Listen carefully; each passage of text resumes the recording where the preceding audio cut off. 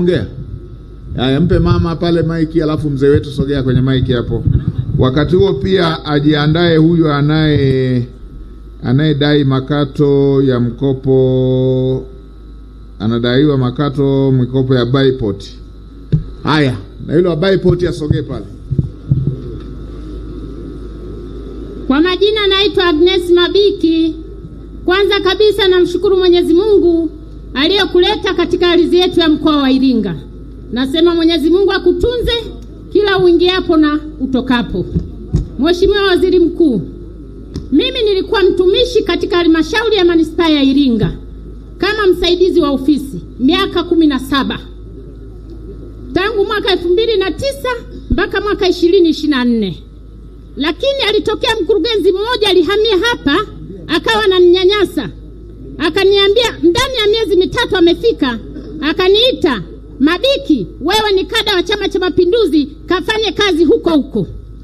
Ndipo nilipomwambia kwamba ukada sio dhambi.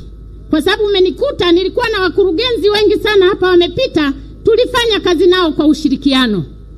Baada ya hapo aliniandikia barua kunihamisha kituo cha kazi. Akatunga mkataba wa uongo kwamba mkataba wako umeisha baada ya miezi mitatu. Nikamwambia kwamba naomba unilipe mafao yangu ya miaka 17 nilioishi hapa. Akaniambia wewe hujulikani na serikali. Ndipo nilipomwambia kwamba serikali ya Chama cha Mapinduzi ya chini ya Mama Samia lazima inijue kwa sababu miaka 17 kwenye serikali sio mchezo. Akasema wewe ni kibarua. Nikamwambia kibarua hayupo wa miaka 17.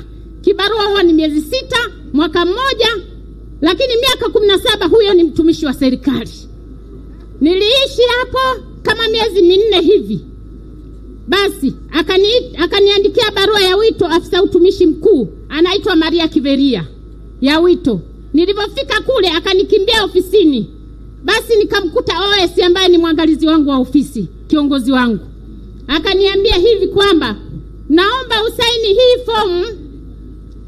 Fomu yenyewe iliandikwa kwamba tunakupa kishika mkono milioni 5 kwa mwaka uliokaa miaka yote 17. Nikamwambia kwamba hii ni dhuluma. Hii fedha ni ndogo sana kwa miaka 17. Lakini akasema hivi kwamba watakulipa nyingine usijali. Chukua hizi kidogo. Yuko wapi huyo mkurugenzi? Mkurugenzi anaitwa Kastori Msigala, alijiita usalama wa taifa, alitunyanyasa sana. Yuko Ikungi Singida, lakini ofisi bado ipo hapa manispaa. Haya basi, kwa kuwa ofisi bado ipo, haya namuelekeza utaonana na rasi hapa ambaye ndo mkuu wa utumishi hapa mkoani.